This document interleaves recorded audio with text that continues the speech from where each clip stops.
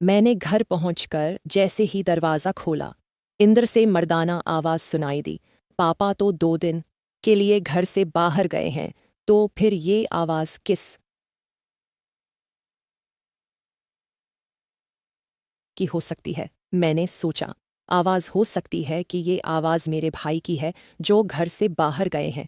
माँ के बेडरूम से आ रही थी। मैंने बेचैनी से माँ के बेडरूम की तरफ कदम बढ़ाए और दरवाजे के सुराख से अंदर झांका। वहाँ का मंजर देखकर मैं दंग रह गई। दोस्तों, कहानी शुरू करने से पहले मेरी अब से एक दरख्वास्त है। अगर आपने अभी तक मेरे चैनल को सब्सक्राइब नहीं किया तो अभी सब्सक्राइब करें और वीडियो को लाइक ज़रूर करें। इससे आपको ऐसी मज़ीद दिलचस्प वीडियोस देखने को मिलेंगी। तो कहानी को शुरू करती हूँ। मेरा नाम ऐशा है। मेरी उम्र 14 साल है। मेरे खूबसूरत नक्श व नगार बोलती आंखें और कंधे तक लंबे बाल हमेशा सबकी तोजह का मरकज़ रहे। मेरी खूबसूरती देखकर लोग अक्सर कहते कि यह लालकी किसी रसगुल्ले से कम नहीं, नरम और दिलकश है। बस इसका नज़ारा ही जन्नत की सैर के बराबर है। मैं जानती थी कि मैं खूबसूरत हूँ। मेरी जिस्मानी साख़त दिलकश थी और जैसे ही मर्दों के मंस तारीफ सुनती, मुझे अपना हसन और भी शदीद तौर पर महसूस होता। मैं दिल में बड़बड़ाती, तुम सब मेरे लिए मरो तो मरो, मैं किसी के काबू में नहीं आने वाली। मैं आग हूँ और आग को काबू में करने के लिए तुम्हें पानी बनना पड़ेगा। माँ की आवाज़ ने मेरी ख्यालात का सिलसिला तोड़ दिया। वो मुस्कराती हुई मेरे सामने खड़ी थी। माँ हमेशा से ज़्यादा खूबसूरत थी और अपनी उम्र से कहीं कम दिखाई देती थी। हालांकि वो एक बालिग औरत थी। बेटी आज स्कूल नहीं गई? माँ ने पूछा। आज छुट्टी है, मैंने कहा। इस वक्त माँ ने गुलाबी साड़ी पहनी हुई थी और जैसे ही वह मुस्कराई मैंने महसूस किया कि इसका चेहरा और भी दमक उठा है। मुझे हमेशा यही लगता था कि माँ तभी इतनी तैयार होती है जब जमशीद चचा घर आने वाले होते हैं। माँ की ज़िंदगी में ग्रूमिंग का एक ख़ास मकाम था, लेकिन वह हमेशा ख़ास तौर पर जमशीद चचा के आने पर तैयार होती। आज भी ऐसा ही लग रहा था। मैंने पूछा, आज जमशीद चचा आ रहे हैं? माँ हंसते हुए कहने लगी, जाओ अपनी दोस्त नूर से मिलो। मैं हैरान रह गई। माँ, आज आप मुझ पर इतनी मेहरबान क्यों हैं? आप मुझे अचानक नूर के घर क्यों भेज रही हैं? मेरे जहन में बेशुमार सवालात उठने लगे, लेकिन मैंने पूछने की हिम्मत नहीं की। बहरहाल मैं भी नूर से मिलने के लिए बेचैन थी, तो मैं पैदल इसके घर चल पड़ी। नूर का घर हमारे घर से सिर्फ 10-15 मिनट के फासले पर था। जब मैं वहां पहुंची तो दरवाज़ा खुला हुआ था। बगैर किसी आवाज़ दिए मैं अंदर चली गई। घर में नूर की माँ के अलावा कोई और मौजूद नहीं था। ऐशा, अंदर आओ, नूर की माँ ने मुझे देखते ही कहा। नूर और अमजद अपनी दादी के घर गए हैं, कल सुबह तक वापस आएंगे। बैठो प्लीज़। मैं थोड़ा अजीब महसूस कर रही थी, लेकिन फिर भी चंद मिनट उनके साथ बैठ गई। जब खामोशी ज़्यादा लंबी हो गई तो मैं उठ खड़ी हुई और कहा, आंटी मैं जा रही हूँ। जब नूर आए तो बता दीजिएगा कि मैं आई थी। ये कहकर मैं घर वापस आ गई।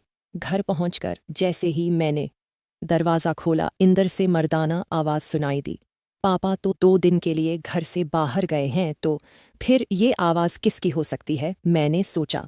आवाज़ माँ के बेडरूम से आ रही थी। मैंने बेचैनी से माँ के बेडरूम की तरफ कदम बढ़ाए और दरवाजे के सुराख से इन्ना अंदर झांका। वहाँ का मंजर देखकर मैं दंग रह गई। इंदर, माँ और जमशीद चचा मौजूद थे। वो दोनों बहुत खुश दिखाई दे रहे थे और एक दूसरे की आंखों में मोहब्बत से देख रहे थे। माँ ने जमशीद चचा के पीठ में गदगदी की, जिस पर वो बेसाख्ता हंसने लगे। ये मंजर मेरी बर्दाश्त से बाहर था, लेकिन मैं कुछ बोल नहीं पा रही थी। जमशीद चचा ने कहा, तुम्हारा शोहर हमजा कोई आदमी नहीं, वो एक बेवकूफ़ है।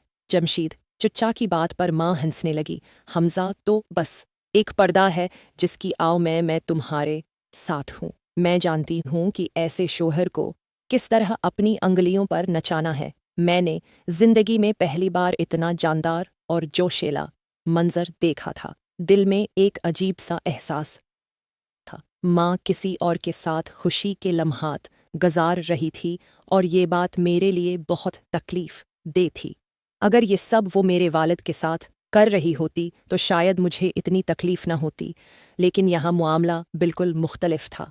इसी लम्हे मैंने देखा कि दोनों थक कर अलग बैठ गए, जैसे दो शिकारी एक दूसरे से जंग लाल कर आराम कर रहे हूँ। माँ ने हाथ का इशारा किया और कहा, यहाँ है, मेरे पास आओ। जमशीद चचा उठ कर जाने लगे, लेकिन माँ ने उनका हाथ पकड़कर कहा, क्यों? दिल भर गया है, अभी रख जाओ, ऐशा आ गई तो मुश्किल हो जाएगी। जमशीद चचा ने थिके हुए लहजे में कहा, ठीक है, अब बंद करो, कहीं ऐशा वापस ना आ जाए। माँ ने कहा, आयशा तो अपनी दोस्त के घर गई है, वो अभी वापस नहीं आएगी। लेकिन मैंने ये बात सुन ली थी और मेरे जिस्म में एक सद लहर दौड़ गई। मैं फ़ौरन अपने कमरे की तरफ भागी और बिस्तर पर गिर गई। दिल मैं अजीब सा गुस्सा और अलजन थी। मैंने खुद को संभाला और सोचा कि माँ की ज़िंदगी इनकी अपनी है, वो जो चाहे करें, लेकिन जो कुछ मैंने देखा वो मेरी नज़रों से छिपाया गया था और ये बात मुझे बुरी तरह छिप रही थी। इतने में मुझे दरवाज़ा खुलने की आवाज़ आई। मैं जल्दी से बिस्तर से उठी और कपड़े बदलने लगी, ताकि माँ को लगे कि मैं अभी अभी नूर के घर से वापस आई हूँ। इतने में माँ मेरे कमरे में दाखिल हुई। माँ ने मुझसे पूछा, कब आई हो? मैंने कहा, अभी आई हो, नूर घर पर थी। माँ ने मुझे गौर से देखा और फिर बाथरूम में चली गई। मुझे एहसास हुआ कि शायद माँ को शक हो गया है। जब माँ बाथरूम में गई, मैं अपने हमराहों के साथ घर चली गई। कमरे में अकेली बैठी सोचने लगी। जो कुछ मैंने अभी देखा था वो मुझे हज़न नहीं हो रहा था। मैं अपनी माँ के बारे में ऐसे ख़यालात कभी नहीं सोच सकती थी, लेकिन अब जो हो रहा है वो मुझे हज़न नहीं हो रहा है। कुछ मैंने देखा था, उसके बाद इन ख़यालात को नज़रअंदाज करना मुश्किल था। तकरीबन 10 मिनट बाद माँ अपने बेडरूम में वापस चली गई और जमशीद चचा घर से जा चुके थे। मैंने जानबूझकर उनके सामने न जाने का फ़ैसला किया था। मैं अभी अपने कमरे में बैठी ही थी कि माँ हंसती हुई अंदर आई और बोली, ऐशा, जमशीद चचा आए थे और तुम इन से मिल भी नहीं सकी। मैंने तुम्हें बलावजा नूर के घर भेज दिया था। आओ मेरे साथ में तुम्हें कुछ दिखाती हूँ। माँ ने मेरा हाथ पकड़ा और मुझे अपने कमरे में ले गई। वहाँ बिस्तर पर बहुत से कपड़े बिखरे हुए थे, सब मेरे लिए। माँ ने मुस्कराते हुए कहा, जमशीद चचा तुम्हारे लिए ये सब कपड़े लाए हैं, देखो कितने अच्छे हैं। मैंने कपड़ों पर नज़र डाली, सब ये बहुत खूबसूरत थे। माँ की बात सुनकर मैंने कहा, मम्मी चचा बहुत प्यारे हैं, और ये कहकर माँ को गले लगा लिया। माँ का चेहरा खुशी से चमक उठा, लेकिन मेरे दिल में कुछ और ही चल रहा था। चुच्चा है, ये सब क्यों कर रहे हैं? क्या वो वालिद से माँ को छीना चाहते हैं? क्या मैं इन कपड़ों को कबूल कर लूँ? मुझे महसूस हुआ कि माँ शायद इन तहफ़ों से मुझे अपने हक़ में करना चाहती है। वो जानती थी कि अगर उसकी बेटी इसके साथ है तो सब कुछ आसान हो जाएगा, क्योंकि माँ कभी मुझसे दूर नहीं रह सकती। मैंने सोचा, चलो, जब माँ जमशेद चचा के साथ खुश हैं तो मैं क्या कह सकती हूँ। वालिद माँ को खुश नहीं रख पा रहे हैं, मुझे माँ पर गुस्सा करने या उन्हें इल्ज़ाम देने का कोई हक़ नहीं है। ये सोचते हुए मैं हंस पढ़ी और कहा, मम्मी चचा वाकई ख़वातीन के फ़ैशन की बहुत समझ रखते हैं, ये कपड़े बहुत खूबसूरत हैं। माँ ने जवाब दिया, और तुम्हारा बाप वो तो कुछ भी नहीं जानता। ये कह कर माँ का चेहरा जज्बात से भर गया और इसकी आंखों में नमी आ गई। मुझे साफ नज़र आ रहा था कि माँ को वालिद से नफ़रत हो चुकी है। मैंने माँ का हाथ पकड़ा और कहा, मम्मी मैं आप के साथ हूँ, क्यों खुद को उदास करती है? पापा को अपनी ज़िंदगी जीने दें और आप अपनी ज़िंदगी जीने दें। माँ ने मुझे गले लगा लिया।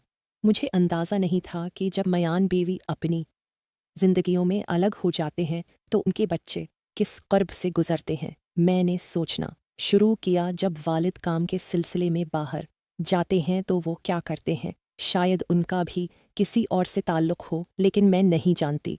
अब मैं सिर्फ़ अपनी माँ को गलत क्यों समझूं? वालिद भी शायद कसूरवार हो। इस ख़याल ने मेरे दिल में एक नया सवाल पैदा कर दिया और मैं खामोशी से अपने कमरे में वापस चली गई।